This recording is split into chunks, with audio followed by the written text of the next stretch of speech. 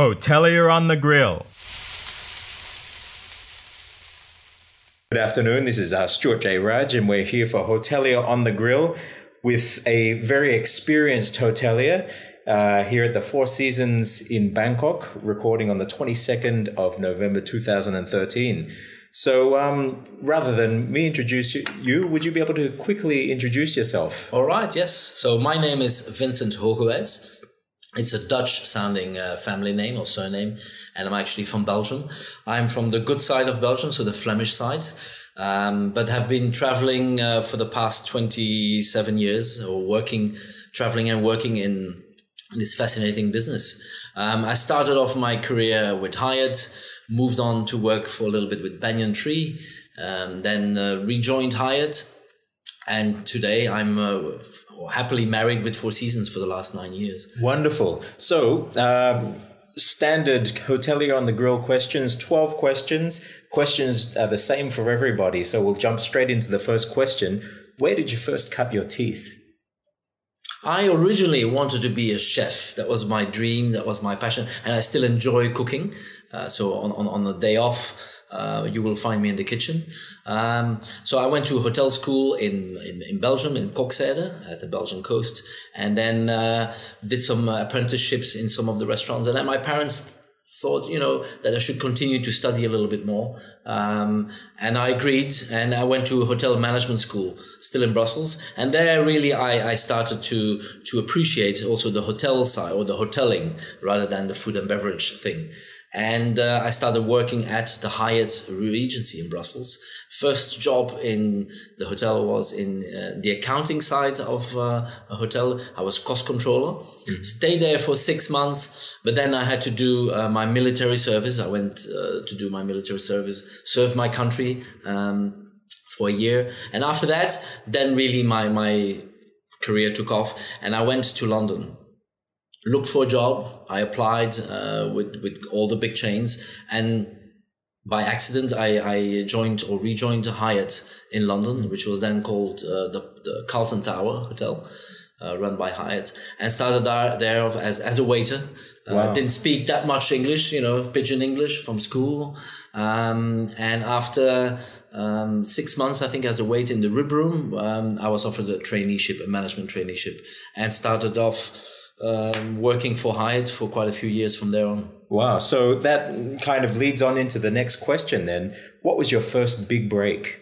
My first big break probably was that management traineeship that I was offered. So I was a waiter with the Hyatt Carlton Tower, and somehow the boss that I then had saw that probably I had a little bit of potential and offered me that traineeship, and I took that on with open arms, accepted it, and I was able.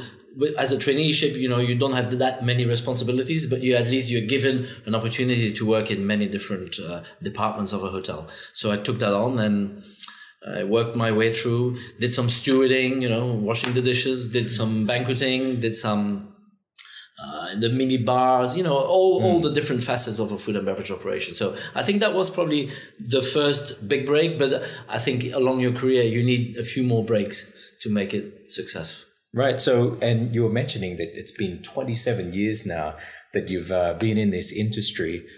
Why were you able to make it to where you are now, where perhaps others have failed or not being able to make that? Well, I think first of all, you need to enjoy what you do. And if you don't have the passion for the service industry, then you better stay home and become a shoemaker or do something else, or a banker.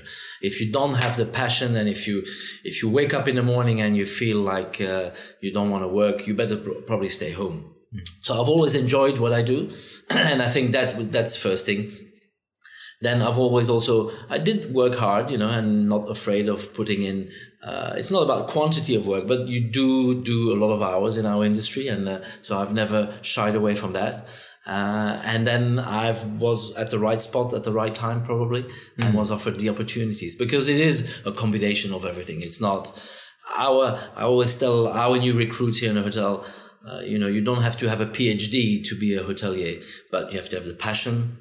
You have to be willing to work, learn, make mistakes, and have a little bit of luck. Right. And I assume that You've probably had your ups and downs going through it. You have your good times and bad times.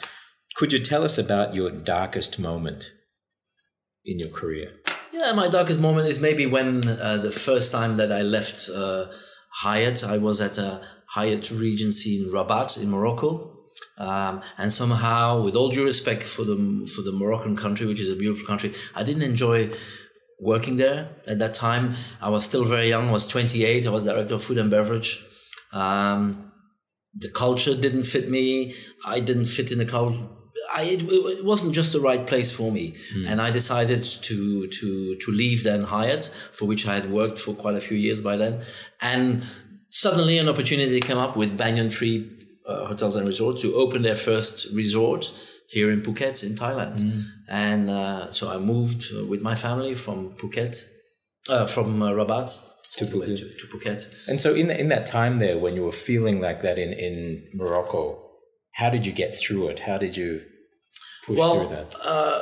I've been very fortunate. I've been married to the same lady for 25 years.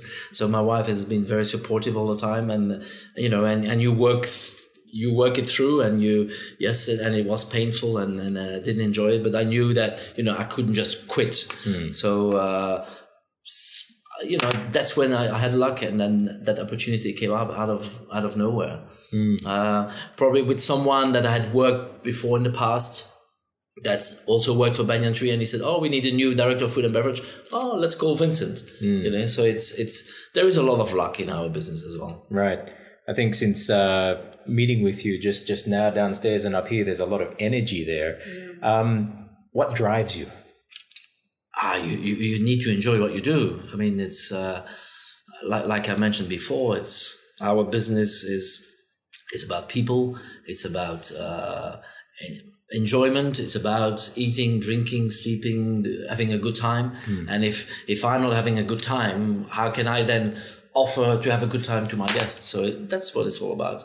And I do enjoy, I don't like the fussy part of our business, but I do enjoy when I see people enjoying themselves. Right.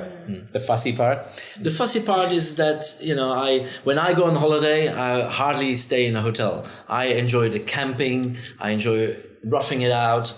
I travel around India, not in 5-star hotels, but probably what you would call 2-star hotels. But I did enjoy that. And that to me is vacation, rather than staying in a plush hotel where everything is taken care of. Right. I like to rough it. Right. On my days off. You've been in so many different places, different countries. Do you have a mentor, or have you had a mentor? And if so, who and why?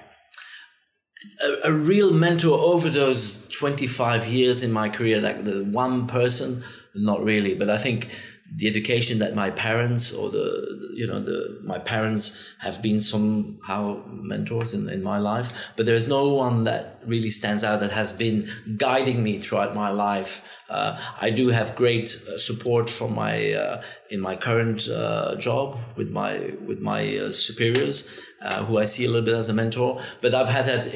There's a few people in my career, but there's no one really standing out apart probably from my parents. Okay. So could you tell us about one time or one event in your career that's made you proud? Oh, there's been so many in a way, but the opening of the Banyan Tree in Phuket was, I think that hotel was probably really the first spa destination that existed in Thailand, and I'm talking about 19 or 18 years ago. Right. That is a very proud moment, and we had a great food and beverage operation there. Another proud moment was when I was at a New York Grill at the Park Hyatt in Tokyo, which to me is still one of my favorite hotels, although it doesn't belong to our brand.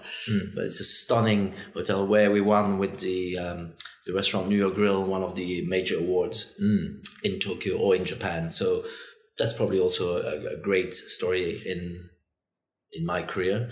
That's probably the two. Okay, wonderful. And as a GM and somebody who has a lot of people under you, what's the best advice that you could give to somebody looking at being a good GM? I think stay normal. Don't think that you are God or that you are better than the rest of us. It is a job. Yes, you do take care. You are feeding probably a lot of families by being a leader of a hotel, but just stay with your 2 feet on the floor, and then today you have this great job, tomorrow I don't know, so stay grounded. And so what's one thing that maybe GMs could get wrong or shouldn't get wrong as a GM? In my opinion, in my humble opinion, is that maybe some GM thinks they are better than or stand above everyone else. I don't think so. So I have no problem assisting with carrying luggage or being part of the team or clearing tables or just it's not my job. I don't do this every day, but if the need is there, I have no issues in jumping in and assisting. Okay, and this is the final question in the main hotel focused questions. If you weren't in the hotel industry, what would be your ideal alternate career? Being a chef. No, not being a chef, but having an own restaurant or having your own business. Right. I think there's a lot of satisfaction that can be had as well by owning your own place. So if I wouldn't be a GM, I probably would have had some sort of a restaurant or bar or some sort. Okay. That was very insightful and very enlightening. We have one last question, which is on a totally different tangent, but very interesting. And it's interesting to see the different responses. What's one app that you're using or you're hooked on at the moment, or that's grabbed your attention? Actually, I just changed my phone, so there's not many apps on here. But the only one that I use a lot, I have to think, I'm not such a tech use. Yes, I use technology because you have to in a way, but I use Scrabble a lot when I'm waiting on the plane. Maybe that's an app, but I'm not a app fanatic, so to speak. Yeah. Okay, well there you have it. Scrabble is the the app mentioned by. And it's not free. You have to pay $3.99. There you go. $3.99 Scrabble. Thank you very much, Mr. Vincent Hoogewijs. It's been a pleasure meeting with you, and an honor also to hear your experience and learn about what it's taken to become a great hotelier here. Thank you. You've done. Thank you very much. Hotelier on the Grill.